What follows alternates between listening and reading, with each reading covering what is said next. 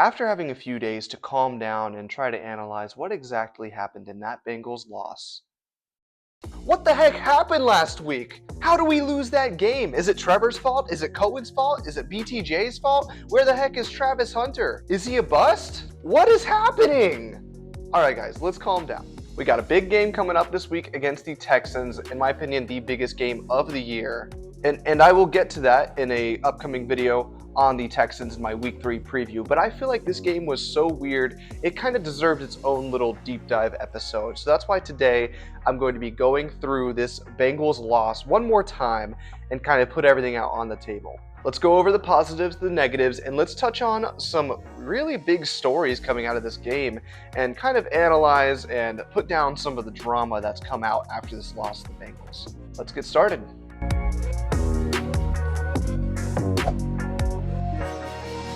So words do not describe to me the pain of this game's loss. However, I still have a positive feeling about the Jags after this game somehow. And let's start with those positives because I think it's good to not focus all on the negatives. We'll get to those.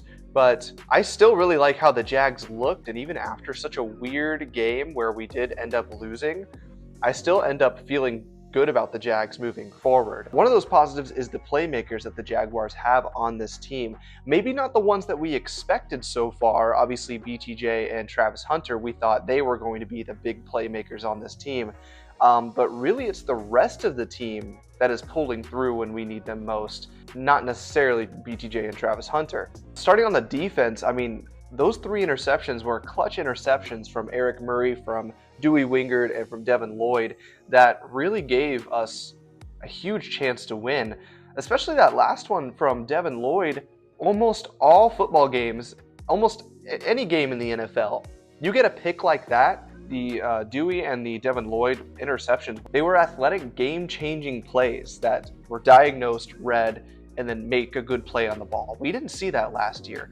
And I think Anthony Keefanele and this defense, I think they're coaching playing the ball well. And I think those interceptions were great. A lot of players on the defense also making big plays. Parker Washington earning his way, coming through when we need him.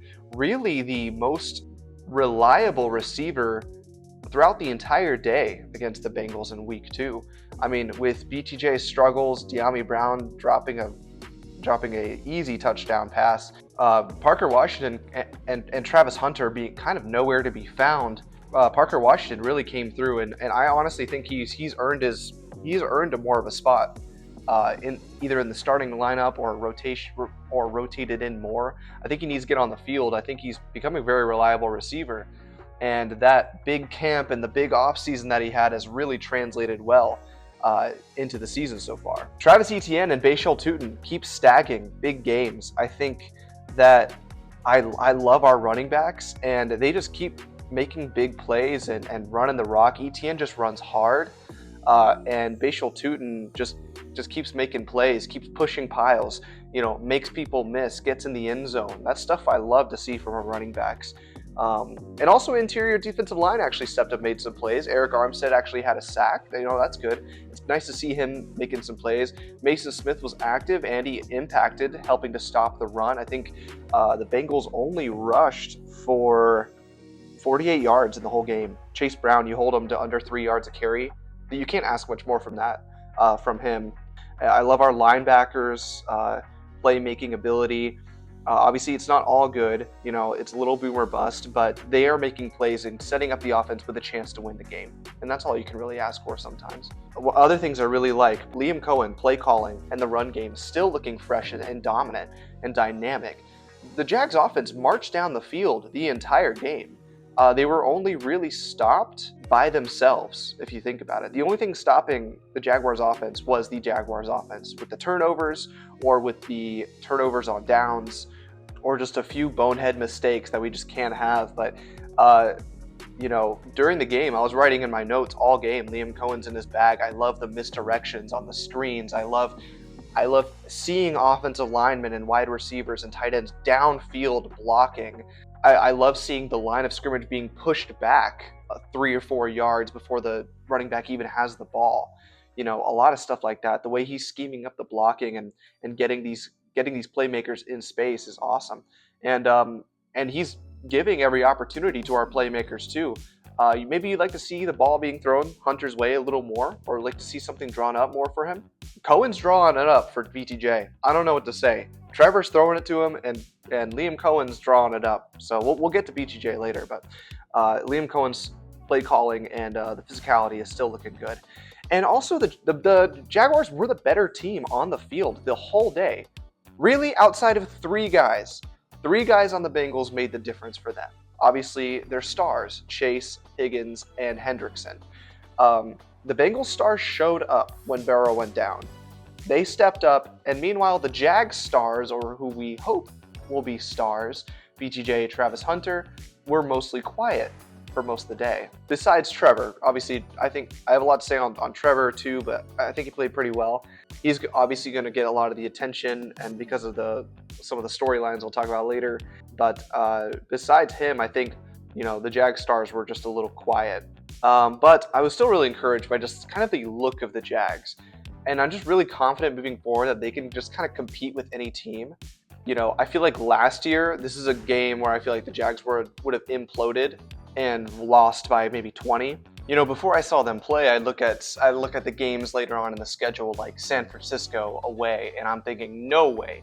There ain't no way we're winning on the West Coast against a Shanahan-led team, and they may still lose that game, but I do have a lot more confidence that they'll at least be competitive moving forward with a lot of the games on our schedule. Even the Monday night game against the Chiefs, no matter how bad the Chiefs look, I still think that's going to be a close game. And I think the Jaguars will hang in there and give it their best shot, even if they don't win. So I really like the look of the team and how competitive they are, and Liam Cohen's offense. I love how aggressive the defense is. I wish you'd maybe hold back the aggressiveness a little too much. We'll get to that, but hey, the season isn't over with the loss, but it does sting knowing I feel like we definitely should have won this game. When it's all said and done, it's games like this that really matter at the end of the year if you really want to make the playoffs. You always look back and it's like, if we would have just not lost to them, if we would have pulled that game out. Kind of like how some other teams like the Colts or even the Bengals, what they're doing. I mean, that's two games where they were the lesser team on the field and they still pulled it out in the end.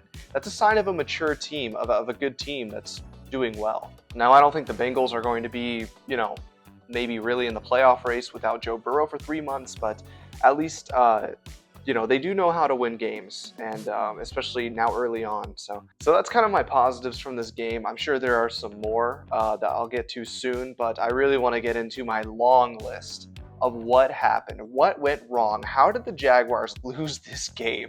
It's still kind of baffling when you really think about it, because I've really never seen such a weird game, especially for the Jaguars, where I can't put my finger on one thing. Usually it's so easy when it comes to the Jags. Usually it's like, turnovers, our quarterback threw too many interceptions, or we fumbled the ball, or the coaching sucked, or they were just the lesser team on the field, or you could even point to penalties sometimes. But for this, it's like, where do you start? I gotta start with Jake Browning again.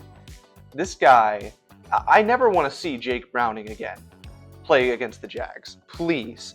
I would rather see Joe Burrow and play against him than play against Jake Browning again, because I just feel like the Jags with backup quarterbacks, this always happens. They always just get screwed. I don't know if it's because the backup's in, the defense just takes their foot off the gas. It's it's the backup in, we're good. And then they're still in the NFL. They make money too. They can make some throws. And I think Jake Browning actually is a pretty solid backup for being a backup in this league. But I don't know why against the Jags he has to be clutch Tom Brady. Can you just be a normal backup quarterback and, throw us even more picks, or, throw up all over yourself on the last drive like most backups do? Instead, he puts together the best drive of the day. And I don't know. How many times has he got to rip our hearts out? He's the reason, 2023, the Jags were 8-3, and that Monday night game basically ended the Doug Peterson era. Ever since that game, it's all been downhill. And so once I saw him come on the field, I was like, oh no, not again. But at least we'll see how this team responds, at least early in the season. I will say the offense did stall out at some key moments, specifically in the second half when we needed it most. Obviously, when your defense gets you 3 turnovers, and I believe they only got 3 points out of all 3 of those turnovers, if I'm not mistaken. The first one, Eric Murray, was like at the end of half, and we didn't get anything from that. The Dewey one, I think we got 3 points off of that one. And then the Devin Lloyd one, I mean, that's unacceptable not to get anything from there, like at least a field goal. That's I mean, you can look at those. Okay, you won the turnover battle, but you didn't get anything out of it. I think that's kind of an underrated stat that like the NFL should look at, is not necessarily turnovers, but what are the points off of those turnovers? Because they say, oh, turnovers are so important. If you win the turnover battle, you have like a 90% chance to win the game. But if you win the turnover battle and you just give the ball back to the other team or you don't get anything out of it, then what does it matter? All you did was just waste time off the clock, which that could be good too, but you got to get points off those turnovers. The turnovers that we had, they were costly. The first interception by Trevor Lawrence, it's hard to tell who to blame, but that can't happen. And that's a 14-point swing. We're up 7-0. We stall out Joe Burrow in the first drive. Defense is looking great. We march down the field again, get to the red zone, and at least go up 10-0. That's huge on the road against the Bengals. If anything, go up 14-0. But instead, Walker Little gets beat by Trey Hendrickson, which is going to happen. He's one of the best players in the league for a reason. You know, it causes Trevor to kind of speed up. And this is the difference between elite and great quarterbacks and what Trevor is right now, which I would say like okay to good. When you got pressure, when you know pressure is coming, you still either make the correct throw or you live to fight another day. You know, I think Hunter was open. That ball's supposed to go to the back pylon, back to the end zone, but because, you know, he felt the pressure and he didn't get all as much as he wanted on it, and it's just a easy interception for the Bengals. That can't happen, and that's a 14-point swing. You know, that goes from possible touchdown to the Bengals scoring a touchdown on that pick, and now it's tied up. Whole momentum of the game changes, and that really matters. Who knows what happens if they at least get a field goal on that drive and they just keep driving it. And then also, you know, the end of the game, the 4th and 5 call. Just take the points there. I get what he was trying to do. You know, I get it. I see both sides, but when you think about what the analytics don't take into account, which is you're on the road against a backup quarterback and you go up 6 points, the whole psychology of the next drive changes. If Jake Browning has to get a touchdown to win the game, that's a whole different level of pressure, especially after you just threw a terrible interception on the drive before. And his confidence has got to be at a low of the game. And you're asking him, okay, now you got to drive and make a touchdown to win us the game. It's so different when, oh, all you have to do is get a field goal. And you have all the momentum back because your team just stopped them on 4th down. You know, obviously we saw exactly what happened. They get into field goal range pretty easily off of a pretty bad pass interference call, which I'll say, yeah, that wasn't pass interference, but that happens in the league. And then once you get into field goal range and you still have a minute and a half left with all of your timeouts, they're saying, hey, let's go win this game right now. And they did. And obviously we didn't get any, time left to be able to score. So that's a missed opportunity in the red zone. I would have gone the points. I get what he was trying to do. He did draw up, the play was there, but we all saw what happened. I'll talk about the defense. Because they have a role to play too. In the way I say that the defense should have won them the game, which I think they made plays to win them the game, I just don't know what we're doing blitzing a backup quarterback who's in that moment the only thing that he could probably do and be good at with those receivers on the outside is one read, lob it up to T. Higgins or Jamar Chase. And that's exactly what we did on the touchdown to T. Higgins late in the game. And the one to the other guy, whoever the like 7th receiver is, who made the one-handed crazy catch. I don't know why we're sending the house and making it easy for Jake Browning to simply go, oh, okay, I don't have time to throw. There's one-on-one on the outside with one of my 6'5" receivers. I'm going to do that. And of course, he's a decent ball placer, so he just lobs it out there and T. Higgins makes a great play, and that one guy makes a great play. When you look at their interceptions, all of their interceptions that they got off Jake Browning this game was when they only rushed 4 and played good defense in the back end with all of their guys. Confused him, made him feel uncomfortable. Our 4 was getting home and causing pressure. Trayvon Walker had a really nice pressure on the Dewey pick. and cause him to make an errant throw. It's just confusing to me why we're being so aggressive when we don't have to. And I think they'll learn from that. The defense will learn from that. All we did was just make it easier for Jake Browning to just lob it up to his all-pro receivers, and that's kind of just what happened. Other things, dropped balls in the end zone, dropped balls in general in this game. You could point at that and how we lost the game. I mean, De'Ami Brown, it's right there. Great throw by Trevor. It's right there, and just drops it. I mean, that's huge. I think we got a field goal on that drive, but that's 7 points instead of 3. Well, we'll get to our star receiver BTJ in a second. Another thing is failing to stick to the run. I think that, especially in the red zone, I mean, we were calling. Me and my girlfriend were here, like, run the ball, just keep running it. And every time we got in the red zone, they just kept passing.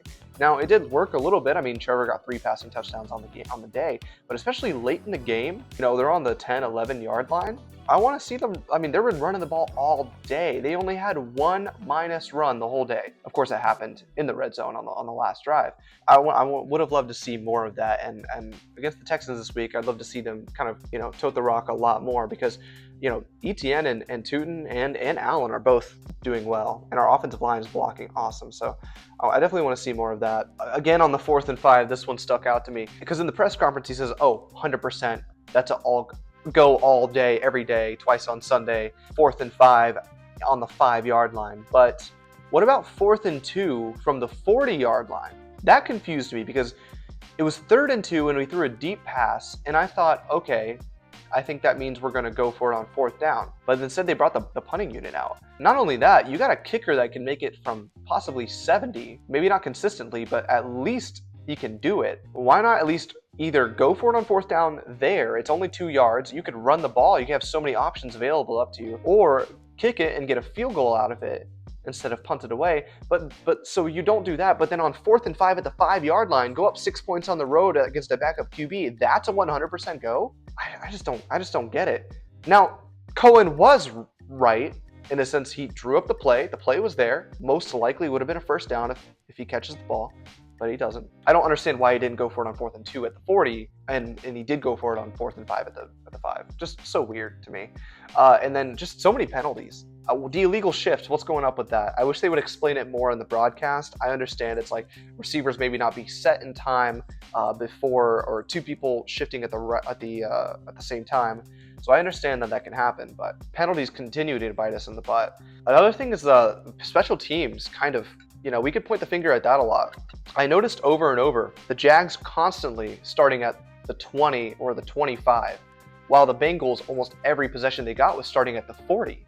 And I got to ask, are we missing? I mean, I know we traded Tank. Are we missing something with his kick returns? Because I don't remember this being a thing in week 1 at all. Parker Washington, he just got to get upfield, get north. Stop trying to go east and west and make everyone miss. Meanwhile, our special teams on the other side, I mean, P. Ryan was getting to the 35, 40, 45 every single drive. They only got to make it 15 yards before they're in McPherson's range. So I think, field position, they won that battle today too. And then I think overall missed opportunities. The defense gave us 3 turnovers and we still lost the game. A backup quarterback marched down the field, 95 yards, and won the game. That's all you can say. I mean, it's not like the Monday night game. It's not like this is the starting Buccaneers offense who's loaded on weapons and Baker is playing out of his mind. No, this is Jake Browning. I get they have they have amazing receivers too. It just looks bad when the backup quarterback does a 2-minute drill, executes, and wins the game and doesn't give you any time left with the ball. So all of this to say, I think the whole team is responsible for this loss. The stars were not there when we needed them. There were some questionable coaching decisions and just overall missed opportunities. And I think they'll grow from this and learn from this. This is a loss that you can have early in the year as long as we pay it off later in the year with not having these dumb mistakes. All right, let's move on to some of the storylines to watch in this game. Some of these overarching storylines that have come out of the first 2 weeks that I think are stuff to watch throughout the season, especially next week. The first one, I got to get to it, is Brian Thomas Jr. What is going on with BTJ? What everyone would have said, the Jags' clear number 1 receiver on the team, the star of the team, one of the only bright spots last year in a terrible football team, was BTJ. And you got to be concerned with how he's looked. I mean, week one, that was it was okay. It's just week one. Maybe the Panthers are trying to take him out of the game, or they're trying to scheme it up so that they can take him out, and Trevor has to go to other targets. And we also won that game, so it's like, how can you really complain that much? But an argument could be made that the Jaguars lost this game because of his poor play. The second interception, we got to talk about it. There's a lot of talk of him being scared to go across the middle, which I get. Gosh, football's such a violent game. There's no way I'm going out there and catching a hospital ball, with two linebackers coming at me to take my head off. I get it, but these are pro athletes. This is what you get paid to do. And that wasn't him last year. I don't remember a time ever last year when he would alligator arm it or be scared to go on a post or across the middle on a slant or something. I mean, even if he got blown up last year, he'd just get right back up and, talk some trash and get onto the next play and make a huge play. So it's just weird. It's weird to see where this is coming from. Austin Lane from the Brent and Austin show made actually a really good point about this, that it could have been from the Steelers game. That since the Steelers game, when BTJ went across the middle, Trevor threw him a hospital ball again, and he got blasted and dropped the ball. Since that play, and even before that, maybe he's been dealing with a little bit of an injury in practice. Since then, he's been kind of scared to go across the middle. And I noticed it in the Week 1 Panthers game. The one catch he did have across the middle looked even worse than all than anything else, than all the drops. He caught it and double caught it and was looking, and he fell down immediately. He could have, I think, ran a little bit more on that play. And there was a few moments in this game too where he would catch a slant and just fall right down. When he's got 5 yards in front of him, he can easily get up and get some more yardage or keep going. So there's something going on there. And this is one of the narratives where I feel like it's not super overblown just because of how good he was last year, and just seeing a very weird fall off. Obviously, there's still a lot of the season left, and it's almost impossible not to hear the noise at this point. I'm sure, if he's the dog receiver that we think he is, he's going to bounce back from this, and he's going to have a great game, either this week or in the coming weeks. But he's got to do it soon, because, I really believe Liam Cohen and Trevor are giving him every opportunity to make the plays to set himself up to succeed. Like I said, the 4th and 5 call, Cohen drew it up. He drew that up specifically for Brian Thomas Jr. to win them the game. I think there's a reason behind that. I think they've noticed that he's had a drop in confidence, and I think they were really just trying to scheme it up for him to get in the end zone, or to make a play. And 12 targets. You can't say that Trevor's not trying. 12 targets. Now, some of them weren't the best throws, but some of them you got to catch. The end zone. Was it 3rd and goal? I believe it was 3rd and goal on the second to last drive, one of the last drives. He's right across the middle. It's a good ball by Trevor. It's a little high, but he beat his corner behind him. He's got someone coming, and did he feel that? And what he does, he ducks and puts one hand up instead of attacking the ball with his hands and attacking it and holding on to it. He just puts one hand up and ducks. And that's just not what you want to see from your number one wide receiver that we've been talking about all year. He's just not making the play. I still believe in him. I really do. We need him. We need him to play good. I mean, if BTJ has a bad year or slumps, sophomore slumps, the whole offense suffers. No matter how much we run the ball and, other receivers, step up like Parker Washington, you got to have that guy. You got to have that guy that just makes plays like he did last year.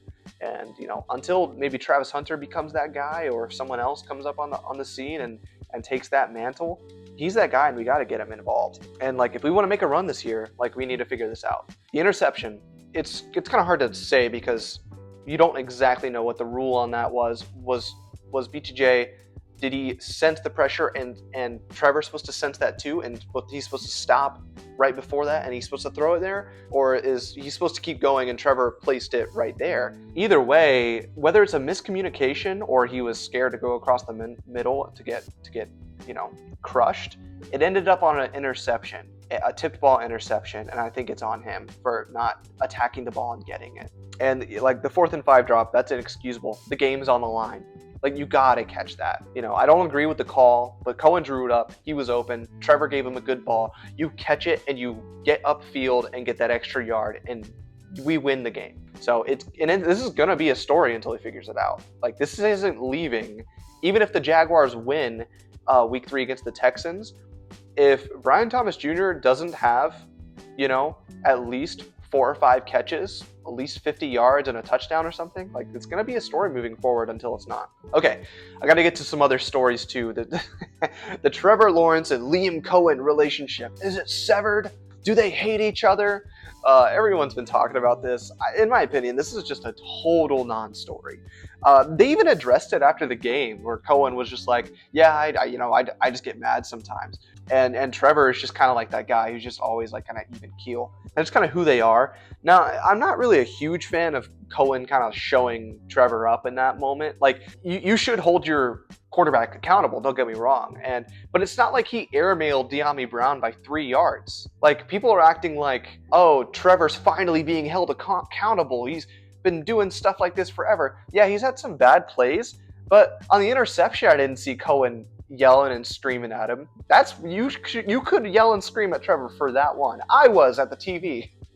But it was right there. It hit him in the head. Yeah, you'd like it in the chest. I know. It's probably better be in the chest. But it's not like it was up here. It was right there. Dyami Brown, we're paying him $10 million. Catch the ball. So I kind of don't like that. It's like, if you're going to scream at him for anything, I don't think that's the one. I do like his passion and intensity. And honestly, he could have just been stressed and mad that, kind of like how everyone was. It's like, why are we not winning this game? How is this happening? And it could be a little bit more like mad at Trevor and Dyami combined, and so he just kind of lashed out on the sideline, and it was definitely caught on camera. So what I want to get to more is, why does this story matter for everyone else? I mean, obviously, if this happens on any team, it's going to be kind of a story, but especially for the Jags, I really feel like the national people especially are really trying to find a reason for Trevor to kind of like get kicked out of Jacksonville. I mean, Mike Florio says this all the time, where he's like, oh, Liam Cohen got brought in. That means Trevor's on a leash, or Trevor's, the clock is ticking. If Cohen doesn't like what he sees out of Trevor Lawrence, he's going to kick him out and get his guy. But it's like really, like, I get what he's saying. That does happen with coaches, and people are saying, this is going on. There's a rift in the relationship, so stuff like this continues, and the Jags lose more games, or Trevor isn't playing very well, then they're gonna look at it as Liam Cohen hates Trevor and wants to replace him as soon as possible. And I don't think that's it at all. First of all, but I think secretly, this is my theory, I feel like every other fan base who doesn't have a quarterback, or doesn't have like an established quarterback in this league, is secretly licking their chops for Trevor Lawrence to leave the Jacksonville Jaguars. Probably so that Trevor Lawrence can come to their team and have a Baker Mayfield or Sam Darnold, or now Daniel Jones with the Giants, or Matt Stafford resurgence in their team's jersey. I can see it. I can see it now. If the Jags were to move on from Trevor in the next year or two, he will go to the Steelers or the LA Rams and he will win a Super Bowl. That's what's going to happen. So let's stop this narrative now that they hate each other. No, they don't. Liam Cohen was passionate on the sidelines, and I think Trevor's going to have a pretty good year. I think he had a pretty good game overall, and we'll go into that in a minute. But I think it's just funny how that narrative has like gone crazy. It's an interesting, like, you don't really see that a whole lot. But I think just Liam Cohen's just a passionate guy. And I think he's really trying to get the best out of Trevor. And I think, it's only going to go up from here. Next, I want to get to Travis Hunter's play. And it's so weird how you can look at it and say Travis Hunter got 80 snaps. Like, I think it was 41 on offense, 39 on defense. That would be exactly 80 snaps. But I didn't notice him on the field at all. That's crazy for a player to play 80 snaps. And it's almost like he wouldn't have even been there. Now, is that a bad thing on defense? Not necessarily, because if we don't call your name on defense, that means maybe you're not doing anything wrong, besides obviously the phantom pass interference. I did like how they used him in this game as far as splitting the offense and defense and kind of situational. It's kind of like what we were thinking when we drafted him. It's like, oh, this guy's going to be on offense a bunch, he's going to be on defense a bunch. The problem is that he's just not doing anything spectacular. He's not making plays. He's not being special at anything. We drafted the unicorn, but right now he's looking as average as he can be. We traded up for the playmaker, but we haven't in over 100 snaps in 2 games, we haven't seen him make really any play. He had a decent pass breakup on the sideline. I'll give him that. And he looks good with the ball in his hands, but I don't know if he's just not getting open or Trevor's not looking his way yet, or they don't trust him on defense to maybe blitz or cover, #1 receivers or anything. But, I hate to say it, but so far the national heads are right. It's early, but the national heads are right. There's so many people coming out saying you can't have him play both ways and just be average at wide receiver and corner. You need to have him stick on one side and be great at one. And, I kind of blew it off as like, well, you guys don't know Travis Hunter. He's the unicorn. He's the guy who's going to be great at both. And it's still early, but right now it's not looking. They need to change something up with him. I don't know if it's either on the offensive side of the ball, draw up more plays for him to get open, or if on the defensive, or they need to use him more on the defensive side of the ball to put him in a situation where he can make a play and make a splash play like we drafted him to do. We gave up quarterback assets for the unicorn, for Travis Hunter. And right now it's just not looking like what we thought. So still early. I'm definitely not out on him.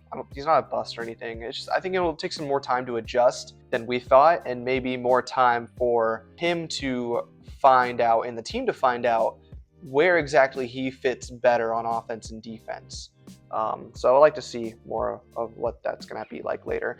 And then I'll get to Trevor's play, because I feel like that's always going to be a narrative with the Jags, is that, did Trevor play bad? Did he play good? And a lot of people are going to look at the turnovers at this game and say that, Trevor sucks. He threw 2 interceptions again.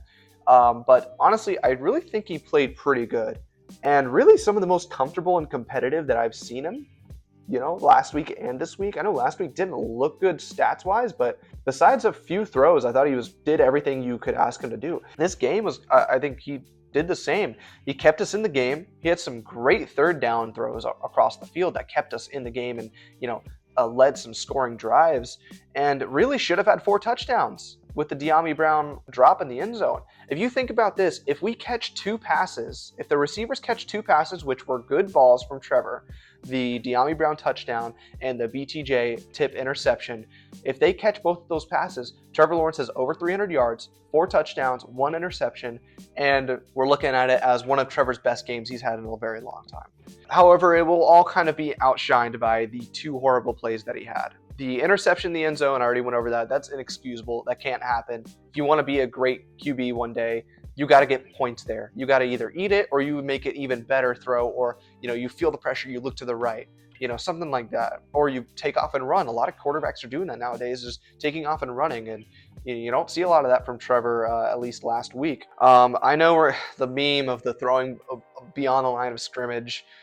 I get what he was trying to do there, but he's just got to be more aware, and that's something that I think Trevor has had kind of a problem with a lot in his career, is just like having some very bonehead mistakes. It's almost getting to like Jameis Winston, Daniel Jones on the Giants, like almost memeable, like some of the bonehead decisions that he's making. That's the last thing I want, is for us to get Jameis Winston or Daniel Jones vibes with Trevor Lawrence. But this game was not his fault. I wish he would tone down a little bit more of the hero ball, just run the offense, throw to the open guys, get us in the right check, which he's doing, but he still has, like I said, those 2 or 3 plays a game where it's like you're just doing too much. What are you doing? He had one. He could have ran it in the end zone. I can't remember what down and distance it was, but it was near the goal line, and he ended up trying to throw it to Strange, I think. But if he just takes off, that's a touchdown. Or at least, he gets stopped maybe at the 1-yard line. Obviously, I made a whole video on Trevor Lawrence on, how the Jags kind of have failed him and why he hasn't lived up to the potential as when his comment came out. Besides a handful of plays he's done for us, I really think he did enough for us to win this game, and we can't really ask much more of that as Jags fans. Just tone down a little bit of the bonehead decisions, and I think we're doing a lot better. But final thoughts on this. I know it's so much, but this game has just been in my mind constantly since it had happened, and listening to everything, all the narratives around the league and even around town. There was so much that I had to say about it. I had to make a whole video on this itself. And this game was excruciating to sit through, but I am proud of the Jags for the way they fought, the energy, the competitiveness. It's very rare we get to enjoy good, close Jaguars games. And this season is shaping up to be a pretty exciting one, especially if the Jags can stay in the running and maybe fight for a playoff spot. Will this be a game that decides playoffs for the Jags this year? Maybe, but it's not like we were expecting us to win this game before the year. It is the first year of the Cohen era. I wasn't expecting playoffs or anything crazy this year. I just wanted them to answer a few questions. And so far, questions have been answered. Offense looks good, defense makes plays, and they play the game close. They play the game the right way. We just got to learn how to win.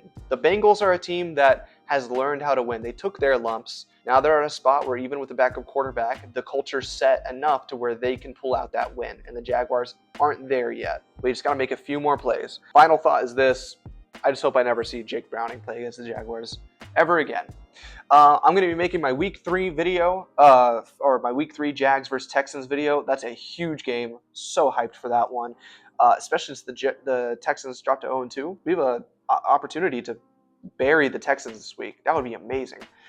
And the Trevor Lawrence revenge game. So stay tuned for that. It's going to come out shortly, right after this video, probably tomorrow. But we'll see about that. And yeah, stay tuned for more Jags Japan content. I'm hyped for this week. I still come out with main videos every week on Japanese language, culture, travel, and I still have my Japanese podcast, Drinking Japanese, every Friday night. And I'm going to continue to be making post-game shows and preview shows and analysis videos every week for the Jags this year. So, it's looking like a good season. So let's not overreact yet. So far, 2 pretty good games, and the Jaguars are 1-1, kind of where we thought they would be at this time of year. So let's not panic. Let's enjoy the season. All right, guys, thanks for watching. See you later.